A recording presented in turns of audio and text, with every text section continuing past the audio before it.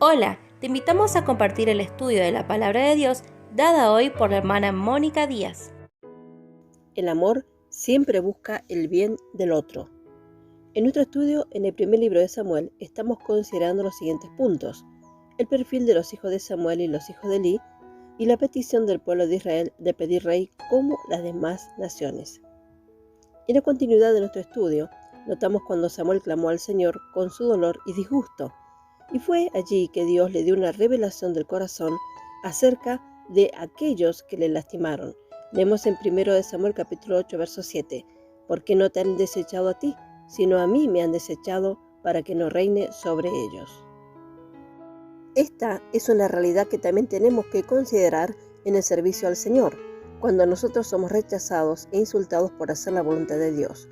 El rechazamiento no es un rechazamiento hacia nosotros personalmente, sino es un rechazamiento a Dios mismo y a su voluntad.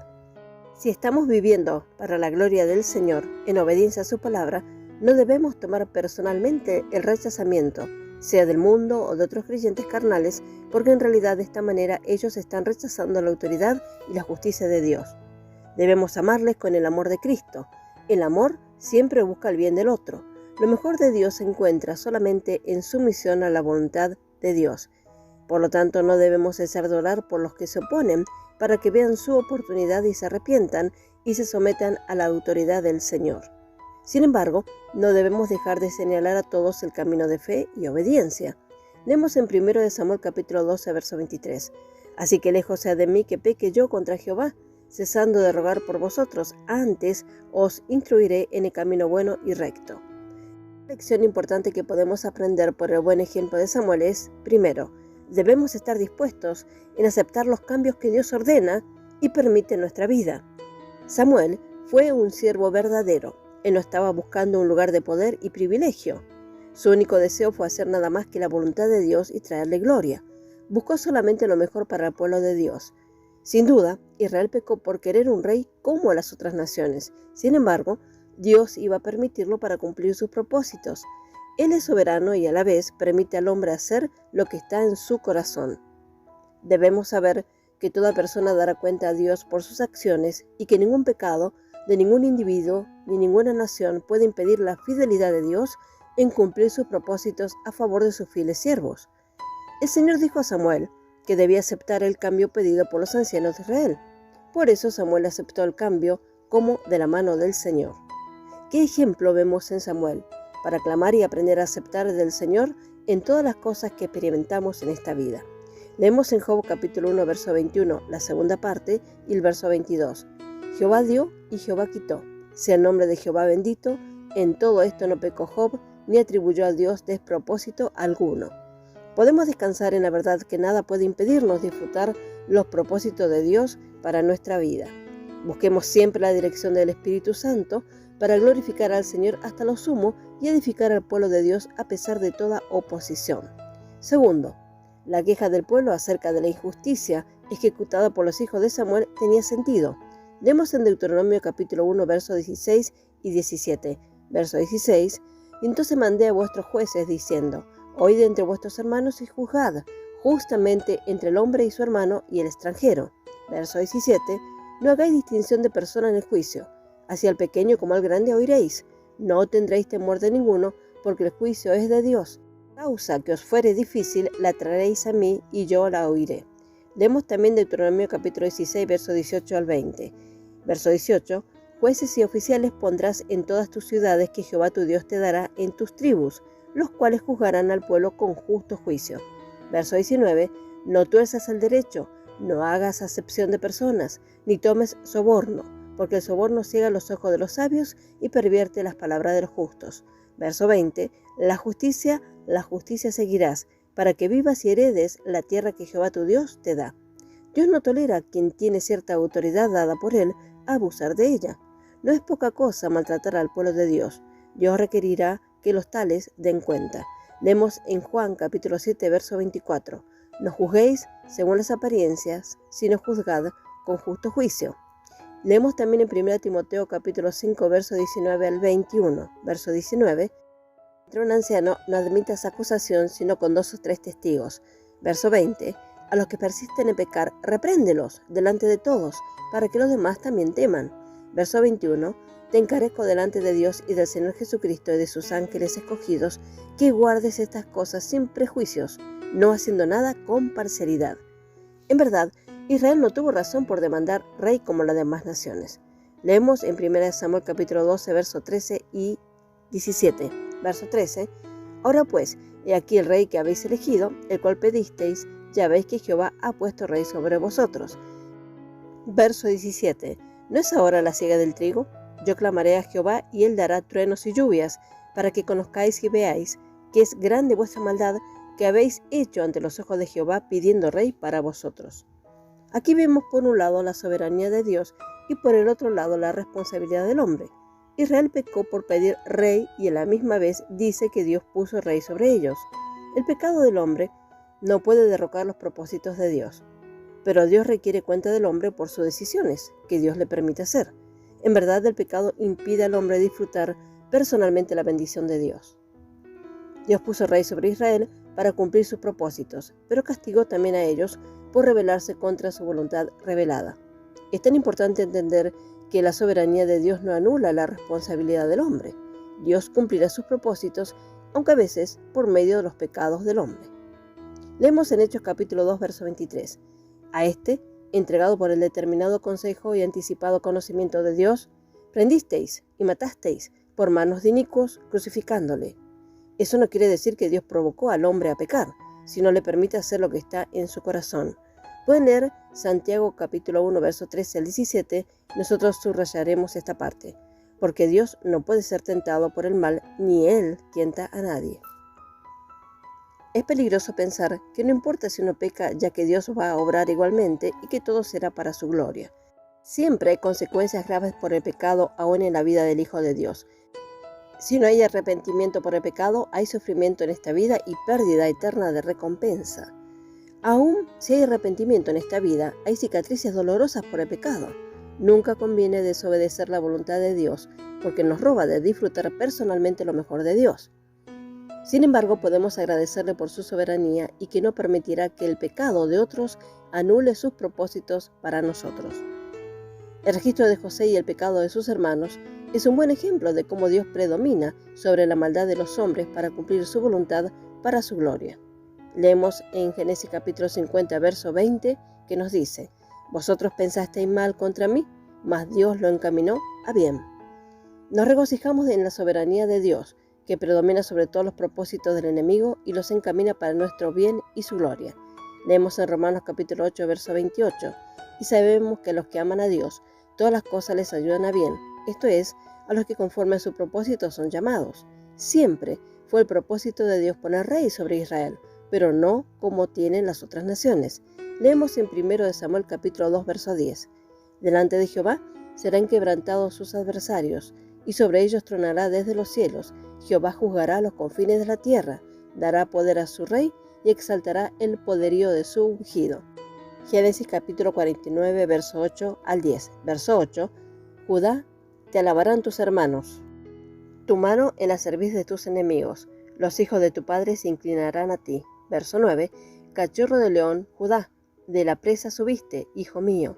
Corvó se echó como león, así como el león viejo, ¿quién lo despertará?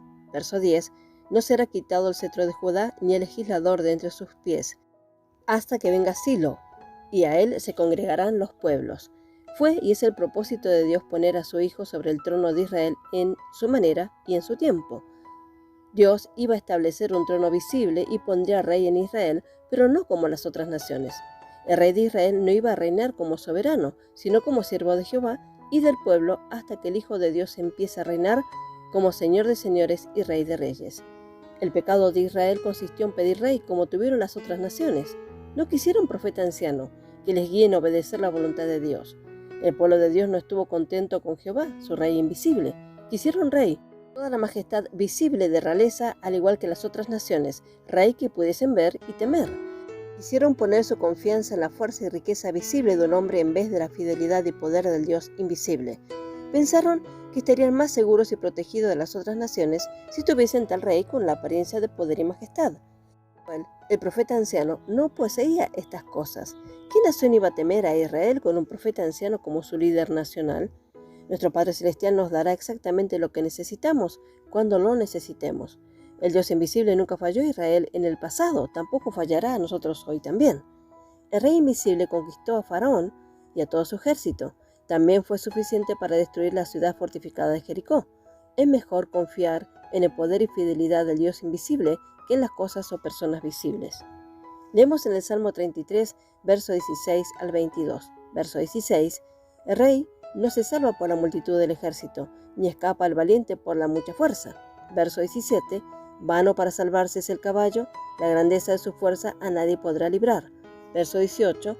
He aquí el ojo de Jehová sobre los que le temen, sobre los que esperan en su misericordia. Verso 19. Para librar sus almas de la muerte y para darles vida en tiempo de hambre. Verso 20. Nuestra alma espera a Jehová, nuestra ayuda y nuestro escudo es Él. Verso 21. Por tanto en Él se alegrará nuestro corazón, porque en su santo nombre hemos confiado. Verso 22. Sea tu misericordia, oh Jehová, sobre nosotros, según esperamos en ti. La batalla verdadera es espiritual y por lo tanto la victoria verdadera también es espiritual. Pueden leer Efesios capítulo 6, verso 10 al 18, donde se ve la panoplia divina, y también permanecer firmes ante la presencia del Señor. La única fuente de victoria espiritual y eterna es la fe en Cristo Jesús y la unción del Espíritu Santo. Pueden leer también Zacarías capítulo 4, verso 6. Israel quiso ser como las otras naciones, tuvieron vergüenza de su singularidad y su elección por Dios en vez de agradecer a Dios por ello. Dios eligió a Israel para bendecirles. Su separación de las otras naciones y de sus costumbres e idolatría hizo a Israel especial a los ojos de Dios. Israel recibió promesas que ninguna otra nación recibió. Tenían que haberse regocijado en su santificación y agradecer a Dios por hacerlos distintos que las otras naciones. Muchos creyentes hoy día desean ser más como el mundo. Sienten vergüenza por la vida de separación a la cual Dios nos ha llamado. Qué triste. Debemos regocijarnos porque la gracia de Dios nos ha hecho diferente que los incrédulos, que no conocerán la bendición eterna de Dios. Pueden leer en Romanos capítulo 12, verso 1 y 2, y 2 de Corintios capítulo 6, verso 14 al 18. Gracias a Dios por ser hijos del Dios vivo. En 1 Samuel capítulo 8, verso 11 al 18, Samuel advirtió a Israel de las consecuencias de pedir rey como las otras naciones, pero siempre escogieron para sí un yugo mucho peor. La voluntad de Dios es buena, agradable y perfecta. Fuera de su voluntad hay solamente tristeza y quebranto. Dios advirtió de antemano de los peligros de las tentaciones de los reyes de Israel, en Deuteronomio capítulo 17, verso 14 al 20. Y en este pasaje, en los versos 11 a 17, encontramos 6 veces la frase «¿qué tendrá?». Naciones a su alrededor pueden dar buena prueba de este testimonio. Israel entregó su libertad cuando pidió un rey. El hombre, siendo lo que es, no puede permanecer en mucho honor, eventualidad que se convertirá en orgullo y por tanto se degrada a sí mismo. Ponlo en un lugar de servicio y verás que se servirá en primer lugar a sí mismo. Combina estos dos, como en el caso de un rey, y la libertad brillará en él en la forma más completa. Esto no es nada inusual, sino la experiencia común. Pero aquí el pueblo de Dios, teniendo consigo mismo a Dios como su rey, deliberadamente ha aceptado el yugo de otro. El rey se convirtió en su Dios. Tener siempre presente que Satanás siempre trata de corromper lo que no puede destruir. Dios una vez más manifestó su propia gloria y propósitos establecidos en su gracia, incluso en medio de las fallas humanas que están evidentes en el libro de los jueces. Ahora Satanás trató de compensar los propósitos de Dios en relación con el reino por la creación de un régimen de falsificaciones. Dispensacionalmente, el reino de Saúl en el simbolismo de la Escritura claramente prefigura el reino de Satanás, que es tan enérgico buscando crearlo en la tierra, basado sobre el trono del egoísmo humano y el mundano orgullo. La evidencia de este hecho son evidentes, a saber en el hecho de que el mundo estando en peligro de armas y la iglesia que ha emparentado con el presente sistema mundano, poderes que fueron pervertidos, juntos van a reconstruir la sociedad a través de los procesos de la llamada educación cristiana. Tienen esperanza del mejoramiento a través de una legislación mundana, proponiéndose avanzar en el reino de Cristo y por lo tanto en la era de la justicia y la paz, el reino milenario, pero aparte del rey del milenio. Pero estos son condenados al fracaso. Así como Israel eligió mal al rey, Así los tales eligen la lucha contra el rey. El rechazo de Cristo, la justa medida, traerá tribulación, la cual será el destino del mundo. Estimado Samuel, después y a pesar de dar su advertencia, fueron más vehementes en su clamor por un rey. Sus palabras fueron como cuchillos impulsados en su corazón. Samuel fue un verdadero juez y cualquier daño a Dios dolió su corazón. Recordó los tiempos cuando el Señor había luchado por Israel y mostró su gracia y el cuidado de ellos. En estas palabras del pueblo expresadas en el versículo 20, y nosotros seremos también como todas las naciones, y nuestro rey nos gobernará y saldrá delante de nosotros y hará nuestras guerras, debe haber sentido como los que arrojaron piedras a Esteban años más tarde, cuando comprobó que estas cosas llegaron en los oídos del Señor. Debió haber llorado. Su espíritu obediente no puede entender la obstinación y el rechazo del pueblo. ¿Este tipo de fiel ha pasado fuera de la escena? No. Muchos de los hijos de Dios sienten el rechazo de la verdad hablado por sus ministros. También ellos niegan el derecho del Señor en sus vidas. Ellos dicen en su corazón: yo no tendré necesidad de que Él reine sobre mí. Yo soy capaz de dirigir mi propio camino. Así es la medida de la carne, la cual usurpa la autoridad que pertenece a Cristo. Esto perjudica los corazones de los verdaderos y fieles siervos. Cuando los santos rechazan la verdad, una luz parece salir de su rostro. Su actitud de corazón es finalmente manifiesta en sus acciones. Es triste, pero gracias a Dios por los Samueles de hoy, que toman su posición en Cristo y reaccionan como lo hizo Él en su día, que niegan ser llevados con el error de la independencia y el hábito de la imitación del mundo. Escuchan la voz del Espíritu Santo que los aquieta y serena constantemente por medio de las Escrituras. ¿Cuál es el bien y cuál es el mal? Dios advierte a cada uno de nosotros acerca de esto. Leemos en Gálatas capítulo 6, versos 7 y 8. Verso 7. No os engañéis, Dios no puede ser burlado, pues todo lo que el hombre sembrare, eso también segará. Verso 8. Porque el que siembra para su carne, de la carne segará corrupción, mas el que siembra para el Espíritu, del Espíritu segará vida eterna. El Señor dio instrucciones a Samuel para hacer según su pedido, y él obedeció. Por lo tanto, Israel recibió lo que quiso y también lo que mereció. El Señor nos dé entendimiento para que le glorifiquemos siempre en nuestras vidas, aceptando su voluntad. Amén. Hola, los saludamos de parte del canal El Evangelio de la Gloria. Los invitamos a suscribirse a nuestro canal de YouTube y activar la campanita de notificaciones para que les llegue toda la nueva info a medida que subimos cada video. Dios les bendiga ricamente.